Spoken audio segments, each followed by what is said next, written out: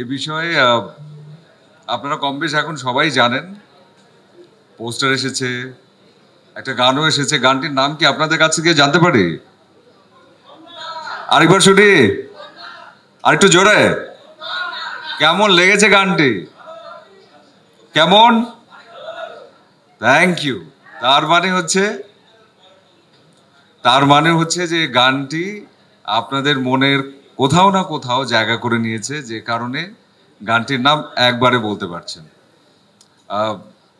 কন্যা দিয়ে শুরু, সবার হৃদয়ে জায়গা করাটা, এবং আমাদের সকলের চেষ্টাই হচ্ছে এটা যে যে কাজটি আমরা করছি, যে কাজটি আপনাদের সামনে নিয়ে আসছি, সেটা যেন আপনাদের মনের মণিকোঠায় ঠাঁই করে নেয়, এবং শুধু একজন না, পুরো পরিবারের সকল মানুষের সেই প্রচেষ্টা জিন শুরু থেকে করে এসছে, এবং জিন 3 ইনশাআল্লাহ সেটা অবশ্যই করবে।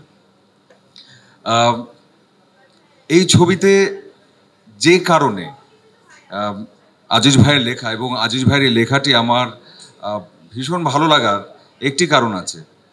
কারণটি হচ্ছে যে আমরা বাঙালির যারা, কিংবা আমরা বাংলাদেশি যারা, আমরা কিন্তু পরিবারকে ভীষণ প্রাধান্য দিয়ে থাকি, আমরা সম্পর্ককে ভীষণ রকমের মূল্যায়ন করে থাকি, এবং বিপদ আপদ মানুষের জীবনে আসবে, এবং সেই বিপদ থেকে উদ্ধার পাওয়ার প্রক্রিয়া তখনই সহজ হয় যখন কিনা পরিবারের মানুষগুলো তার পাশে থাকে, তার সাথে থাকে।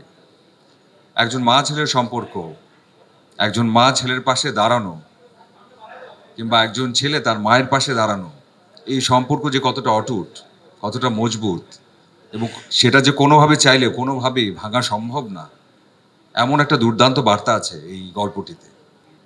আর এই বার্তাটি আমার মনে হয় যখন দেখবেন আপনারা প্রত্যেকে খুব শক্তভাবে অনুভব করতে পারবেন।